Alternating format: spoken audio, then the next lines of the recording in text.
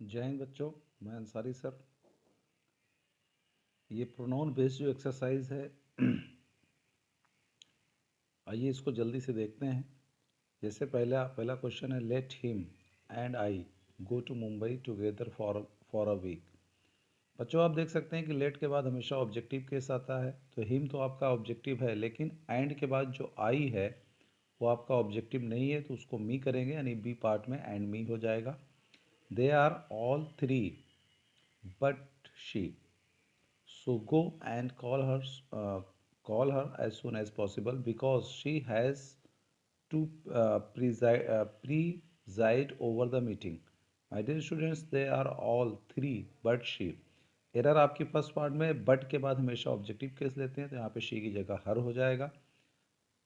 Second में ए में but के बाद हर, क्योंकि बट के बाद हमेशा ऑब्जेक्टिव केस आता है। उसके बाद आइए नेक्स्ट क्वेश्चन पर चलते हैं। Your suggestion is no different from the other employees. Your suggestion is no different from the other employees.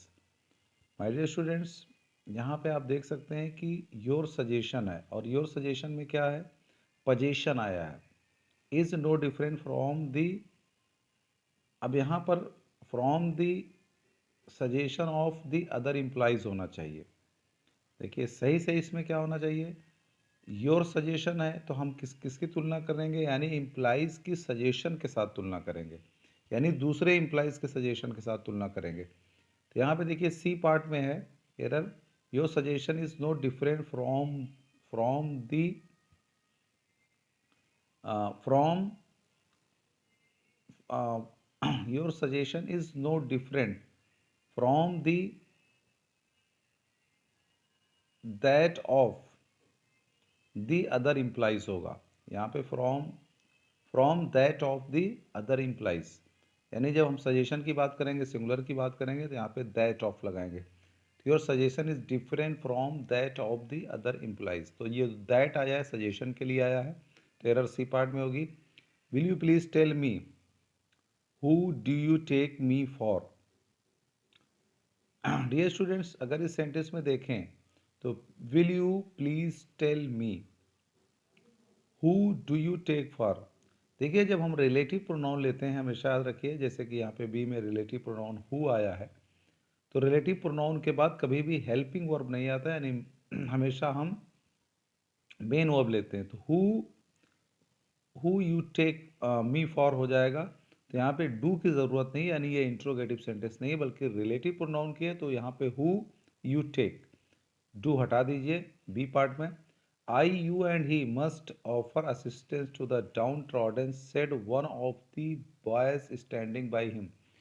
Dear students, इसमें देख सकते हैं कि आई यू ही आया है, जो कि हम बैड सेंस में लेते हैं, यहाँ पर गुड सेंस है, तो इसको हम करेंगे यू ही एंड आई। इसके बाद it is quite obvious that I would never do that if I were के बाद हमेशा आपका सब्जेक्टिव केस आता इफ़ आई वर ही, क्योंकि आई की तुलना यहाँ पर ही से हो रही है, यानी आई और ही, न कि हिम। तो my dear students, D part में हिम की जगह ही हो जाएगा। It was him who had set my house on fire and you are asking me to forgive him for what he had done. My dear students, इस rule को भी हम लोगों ने पढ़ा है कि इट वॉज हिम नहीं होगा, इट वॉज ही होगा, चाहे इट इज़ हो या इट वॉज हो, इसके बाद हमेशा सब्जेक्टिव केस आता है। उसके बाद one must not boast of his own success because it makes one not only complacent but also lax and careless। अब इसमें देखिए कि वन से शुरुआत हुई है, one must not boast of one's own success होना चाहिए, हिज नहीं होगा, क्योंकि हिज हम समबडी नोबडी के लिए लगाते हैं, तो अगर वन से शुरुआत है तो यहाँ पे वंस होगा। इसके बाद नाइन्थ क्वेश्चन है, he answered more questions than I होगा, क्योंकि यहाँ पे तुलना आई ही से हो रही है, तो देन के पहले जो केस होता है वही देन के बाद रखते हैं, तो देन के पहले ही है, तो मी का आई हो जाएगा। इसके बाद whether you believe it or not but it is true that they are wiser than we होगा। यहाँ पर भी वही कहानी है, देन के पहले दे है, यानी सब्जेक्ट आया है, तो देन के बाद भी सब्जेक्ट होगा, यानी डी पार्ट में अस का वी कर दीजिए। इसके बाद we are poorer than them नहीं होगा, we are poorer than they, we are poorer than they, so never try to mess with them और the consequence will be very dangerous. इसके बाद नेक्स्ट क्वेश्चन है, none of this luggage. None of, none हमेशा singular होता है, तो none of this are नहीं होगा, इज होगा। नन ऑफ दिस लगेज यानी बी पार्ट में आर की जगह is mine, so you had better ask someone else regarding this. Next है, whom do you think she is if she knows so many things about you। My dear students, यहाँ पे who होगा क्योंकि यहाँ पे हमें ज़रूरत है सब्जेक्ट की, यानी who do you think she is।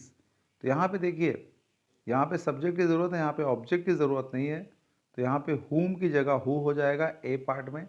इसके बाद देखिए क्वेश्चन नंबर 14 पे चलते हैं, who do you think her to be। अब देखिए यहाँ पे she था, लास्ट वाले क्वेश्चन में देखिए 13 में शी था, इसलिए यहाँ पर हमने सब्जेक्ट लिया है, यानी देखिए who do you think she is, तो यहाँ पे शी है तो हु होगा। और इसी के बाद 14वें क्वेश्चन में आप देखिए कि यहाँ पे हर है तो हुम होगा। Whom do you think her to be with so much information on monetary life. Who did you beat yesterday, इसमें कह रहा है आपने कल किसको पीटा, यानी ऑब्जेक्ट, सब्जेक्ट यू है तो यहाँ पे हुम हो जाएगा, whom did you beat yesterday. I have availed, avail के बाद हमेशा रिफ्लेक्सिव प्रोनाउन आता है, तो I have availed myself of all opportunities.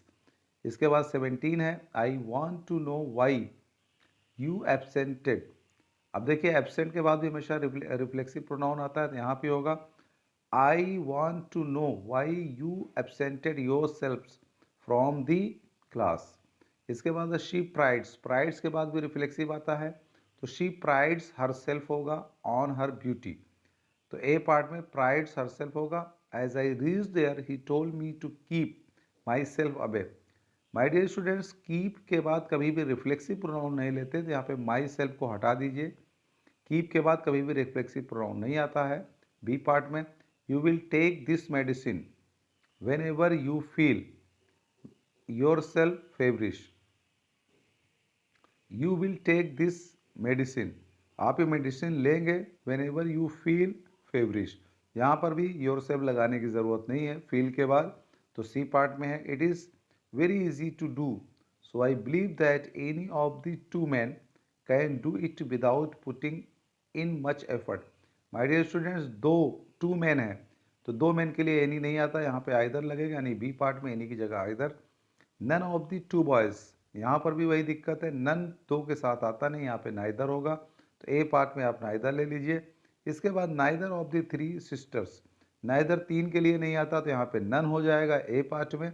Either of the five teams, either five के लिए नहीं आता, तो यहाँ पे एनी हो जाएगा ए में। It is you and I who are to blame for this accident, it is you and I. My dear students, it is है, इसके बाद यू है एंड आई है। आप देख सकते हैं कि पहले सेकंड पर्सन आया फिर फर्स्ट आया, जबकि आगे ब्लेम की बात कर रहा है यानी बैड सेंस में, तो it is I and you होगा। क्या होगा? It is I and you. तो ये थे 25 क्वेश्चन जिसका सलूशन आपको मिल गया। अब इसको आप लोग देख लीजिए और अपने हिसाब से इसको नोट डाउन कर लीजिए। तो बच्चों, आज के लिए इतना ही। जय हिंद।